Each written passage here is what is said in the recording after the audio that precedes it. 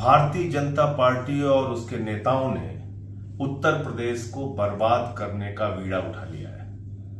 UP को बर्बाद करना उनका संकल्प हो गया है, उनका लक्ष्य हो गया है।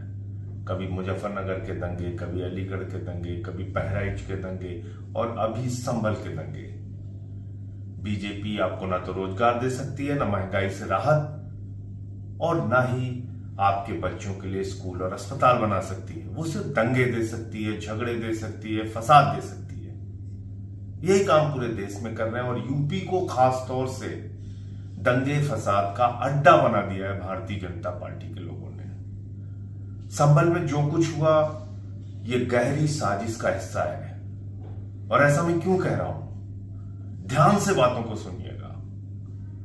अचानक 19 तारीख को दिल्ली से 2 वकील जाते हैं संभल में, जिला की अदालत में वहां पर याचिका दाखिल करते हैं। उस याचिका में मिनिस्ट्री ऑफ होम अफेयर्स को पार्टी बनाया जाता है, कल्चरल मिनिस्ट्री को पार्टी बनाया जाता है, एएसआई के 2 अलग अलग विभागों को, अधिकारियों को पार्टी बनाया जाता है, डीएम को पार्टी बनाया जाता है, मस्जिद की कमेटी को पार्टी बनाया जाता है।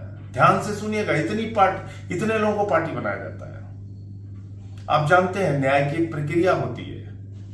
कोई याचिका दाखिल होती है, किसी के खिलाफ होती है, कोई पार्टी होता है तो उनको एक सामान्य सा नोटिस जाता है कि इस मसले पर आपका क्या कहना है, आपके क्या विचार हैं।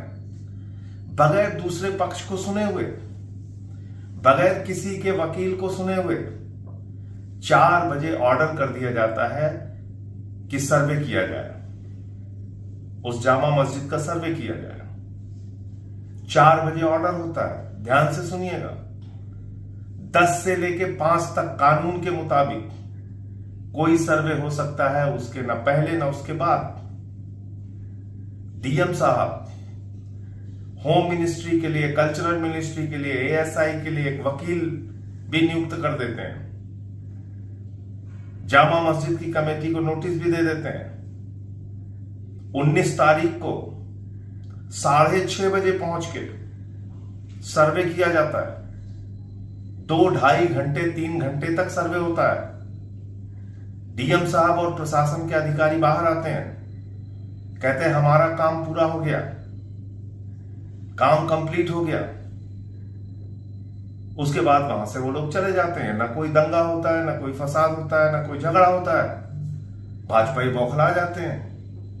मोदी जी को लगता है, अमित शाह को लगता है, योगी जी को लगता है, बीजेपी वालों को लगता है, अरे हम तो अपने मकसद में कामयाब ही नहीं हुए, दंगा तो हुआ नहीं, फसाद तो हुआ नहीं, यूपी तो बर्बाद हुआ नहीं, कुछ आगजनी तो हुई नहीं, बहराइच में हमने कोशिश की वो फेल हो गए, संभल में भी फेल हो गए। तो इन्होंने एक नया नाटक किया।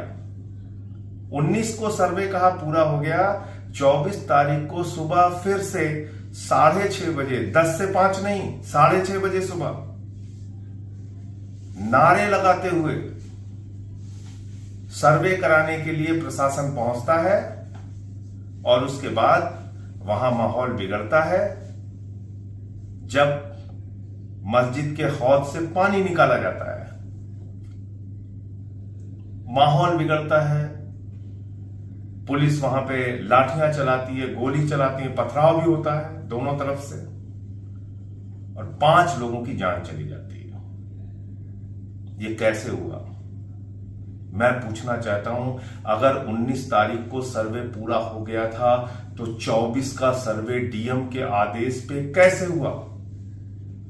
जब 19 तारीख के सर्वे के बाद अगली सुनवाई के लिए कोर्ट ने तारीख 29 की दी थी और अगर सर्वे से कोई पक्ष संतुष्ट नहीं था तो उसके बारे में दोबारा सर्वे करने का आदेश भी न्यायालय दे सकता था, तो 24 तारीख को डीएम के आदेश पे दोबारा सर्वे कैसे हुआ? क्या यह डीएम का आदेश था या बीजेपी के नेताओं का आदेश था, ऊपर बैठे हुए आकाओं का आदेश था, दंगा कराने की नीयत से यह आदेश था, फसाद कराने की नीयत से यह आदेश था? मैं यूपी के नौजवानों से कहना चाहता हूं, अपने बेरोजगार भाइयों से कहना चाहता हूं, ये भाजपा तुमको कोई भविष्य नहीं दे सकती। ये तुमको धर्म के नाम पे झगड़े करा सकती है और अपने बेटों को दुबई के शेखों के साथ हजारों करोड़ का धंधा करवाती है। कहां है जैसा का धंधा? दुबई में, कतर में, शेखों के साथ, जिसको गले लगाते हैं मोदी जी। तो मोदी जी अपने भतीजे के लिए कतर में, दुबई में धंधा का, हजारों करोड़ों के धंधे का मार्ग खुलवाते हैं और यूपी को दंगे की आग में झुकवाते हैं। डबल इंजन की सरकार, बहराइच में जो प्रयोग फेल हो गया वो संभल में पूरा करती। जिनसे संभल नहीं संभलता वो देश क्या संभालेंगे? तो इसलिए यूपी के लोगों को जगना होगा। हिंदू, मुसलमान, सिख, ईसाई, एक एक व्यक्ति को अपने प्रदेश को बर्बाद मत होने दीजिए। आइए हम सब मिलके भाईचारे के साथ, एकता के साथ, शांति के साथ सरकार से सवाल पूछें अपने मुद्दों पर, रोजगार पे, स्कूल पे, अस्पताल पे, किसान के सवाल पे, महंगाई के सवाल पे। इस दंगे फसाद से हमको कुछ नहीं मिलने वाला।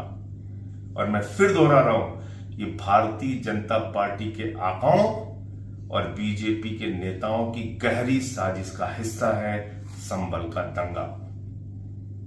ये पूरा प्रकरण है। अब आपको समझ में आ गया होगा कि किस तरीके से ये दोबारा सर्वे करा के दंगा कराया गया, फसाद कराया गया, गुंडागर्दी कराई गई और 5 लोगों को गोलियों से भून दिया गया। इस पूरे मामले में हाई कोर्ट की निगरानी में मामले की जांच होनी चाहिए और जो भी लोग इसके लिए दोषी हैं, चाहे वो जनता का व्यक्ति हो या पुलिस प्रशासन का व्यक्ति हो या बीजेपी के आका हो, उनका चेहरा देश के सामने आना चाहिए और उनके खिलाफ सख्त से सख्त कार्रवाई होनी चाहिए। जय हिंद।